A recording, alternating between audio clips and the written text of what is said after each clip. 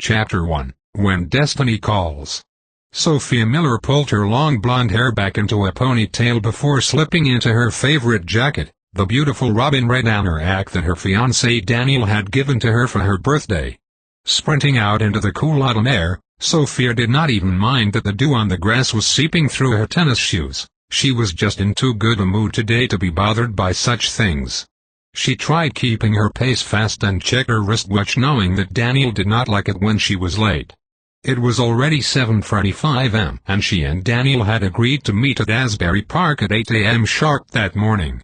There was suddenly a deeper chill forming in the air, and Sophia gratefully buried her hands in the roomy anorak's deep pockets for warmth. She glanced longingly at the coffee shop on the corner, wishing she could stop it, but she knew she had to hurry. Her little hometown of Fairfield was quiet at that time of day, with only an occasional car driving by and even fewer pedestrians.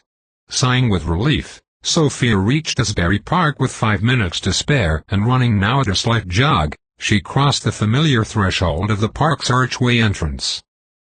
The birch trees had already shed much of their leaves. Autumn was Sophia's favorite season, and she smiled at the crunching sound they made under her feet as she jogged. The leaves left on the trees were still vibrant with the hues of honeyed yellows, bright reds, and greens, but the distinct bite in the air was unmistakably heralding in the soon arrival of winter. Sophia spotted Daniel immediately. He was waiting for her at the park's pavilion. She waved at him excitedly, noting that instead of the cheerful blue knit cap and scarf that he usually wore, he had on a dull gray cap and a long gray matching scarf. For some reason Sophia did not like the color change, and as she got closer to Daniel she frowned, not liking the look on his face at all. The day seemed to be taking an unexpected upsetting turn, and so Sophia, needing a minute to adjust, slowed her pace and began chewing at her bottom lip, an unwanted habit she had developed during her more stressful college days. She finally reached the picnic table where Daniel was sitting, and became even more alarmed as he hung his head at the sight of her. And instead of the usual bright smile he had always greeted her with, he looked tight-lipped and closed off. Feeling quite anxious and ill at ease now, Sophia sat tensely at the picnic table opposite Daniel, suddenly wishing that she could just get up and run away.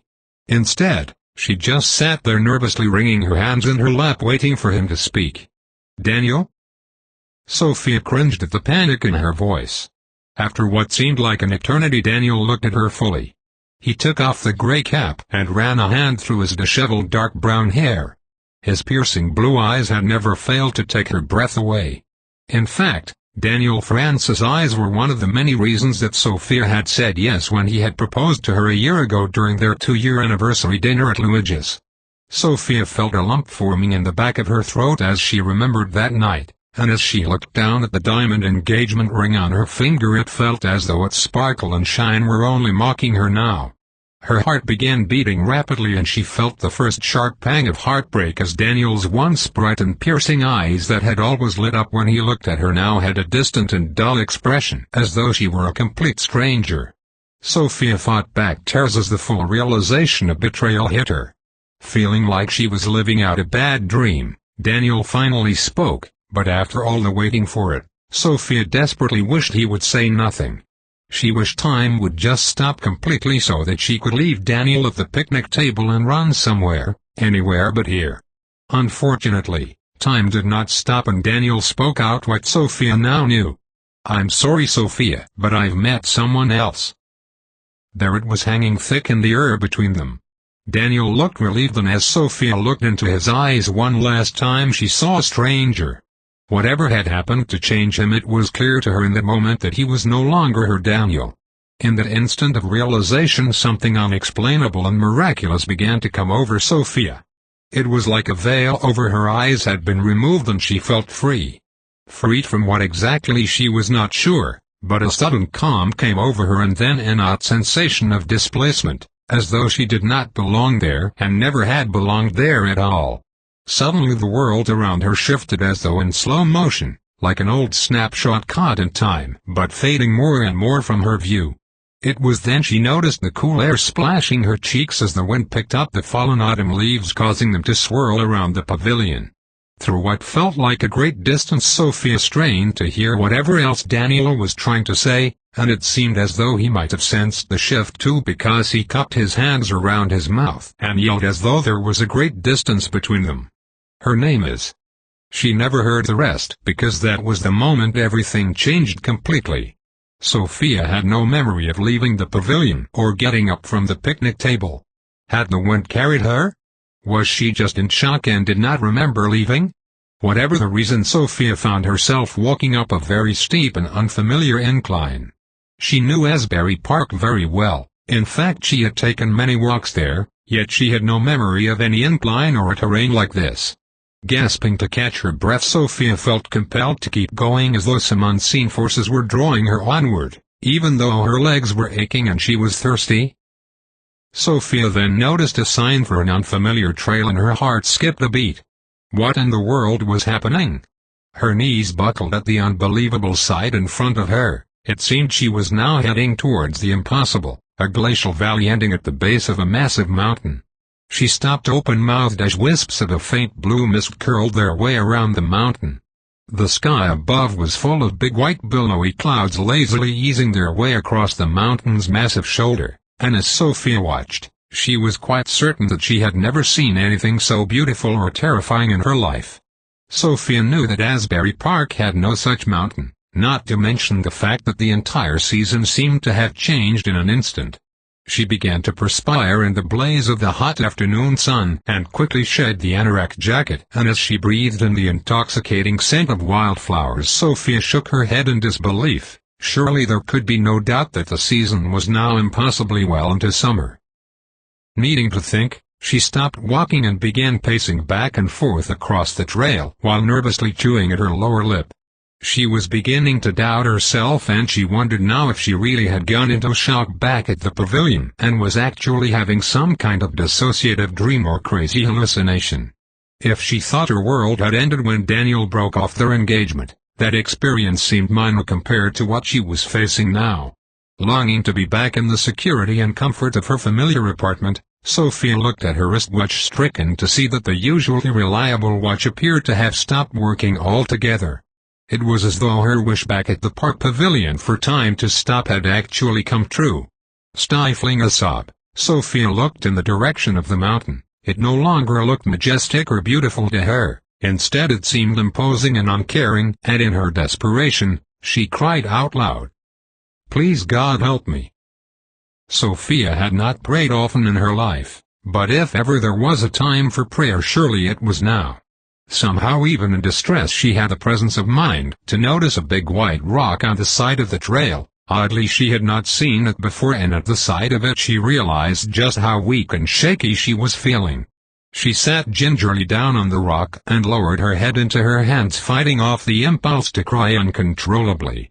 She was scared, more scared than she had ever been in her life, and yet instead of crying, she surprised herself by bowing her head and once again pleading for help.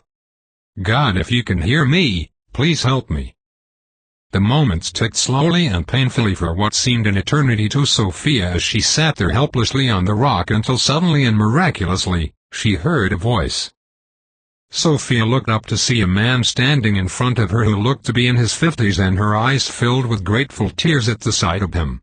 He looked back at her with kind gray eyes. He had darkly tanned, weathered skin as though he had spent a lot of time out in the sun. His brown hair was streaked gray, and he wore a funny blue cap that made her think of a train conductor. In fact, he did look like a train conductor. He had on a pair of grease-streaked overalls with the initials TC embroidered in white on the front pocket. Sophia was so relieved to see another human being that she could not help but smile at him.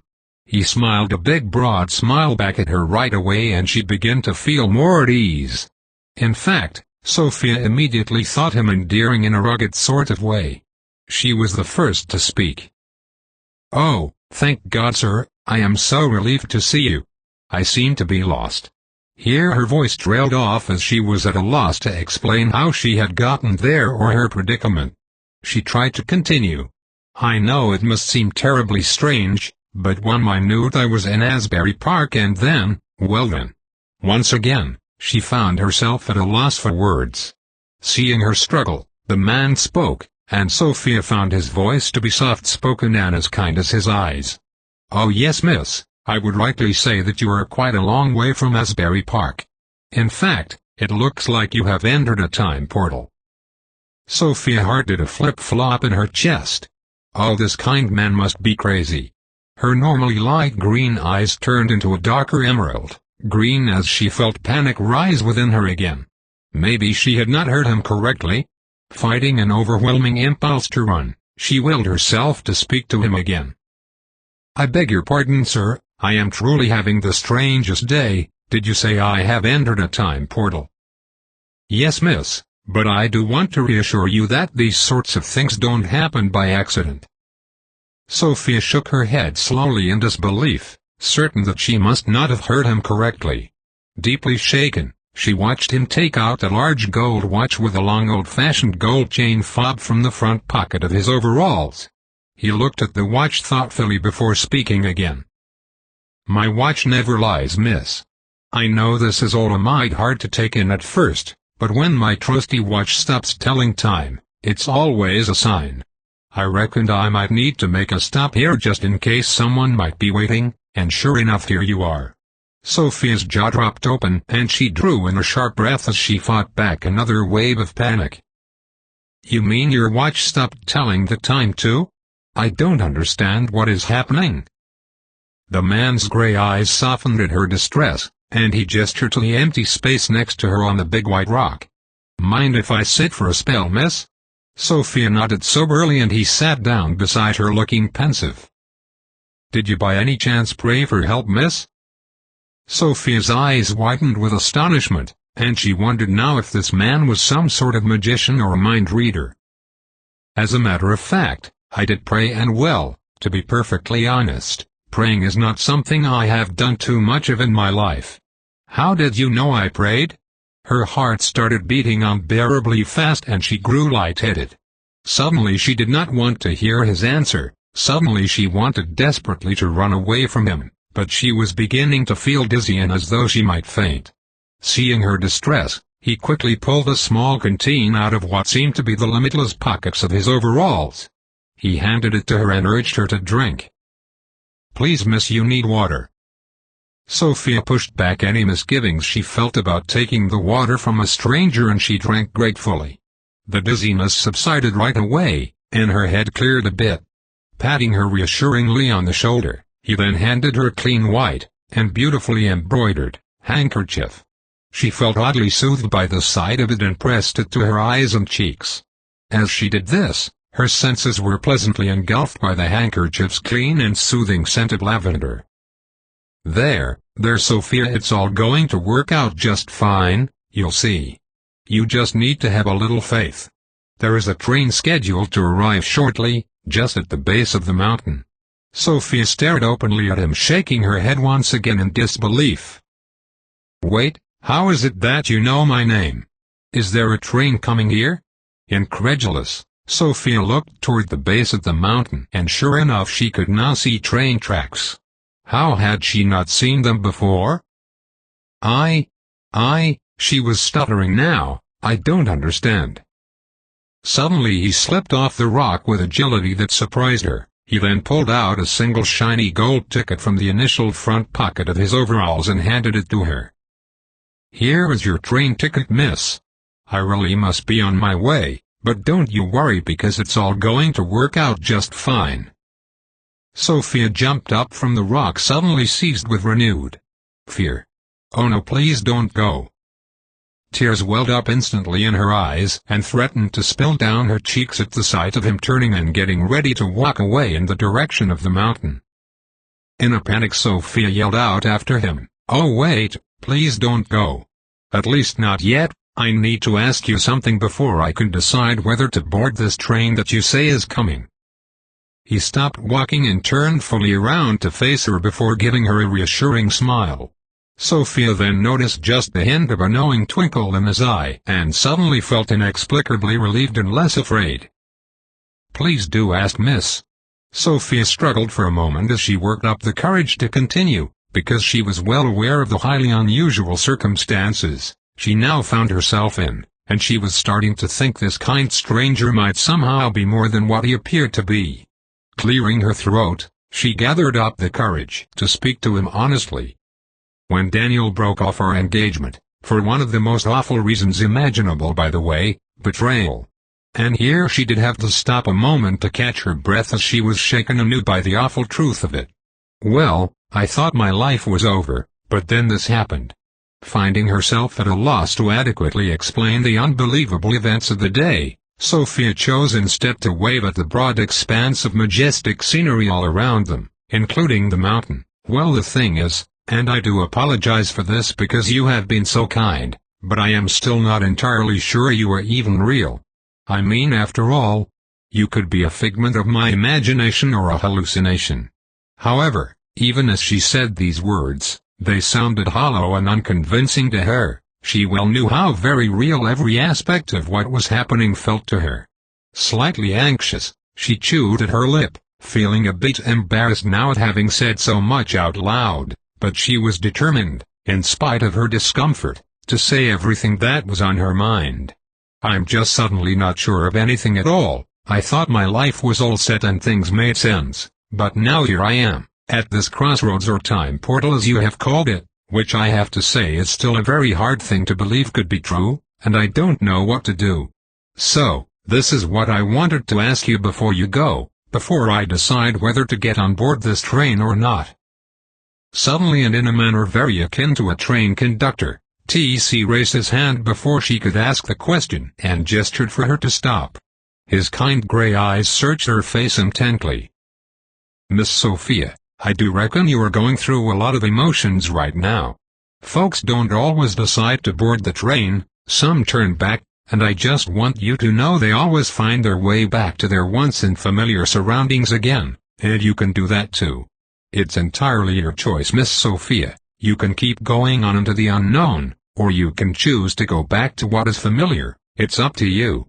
I just wanted to be sure you knew that, miss, before you asked your question. Sophia's heart fluttered in her chest, and she swallowed hard. Although she was nervous and scared to hear the answer, she was finally ready and able to ask the question. Well, here is my question. I wanted to know, will I be able to come back? I mean back to my home someday, if I do decide to get on the train? T.C. smiled his big broad, comforting smile at her, and relief once again flooded through her at the sight of it. His eyes seemed to be twinkling more than ever as he answered her, Why yes, Miss Sophia, you most certainly can, but chances are you probably won't want to, at least that's how most folks wind up feeling. When destiny calls.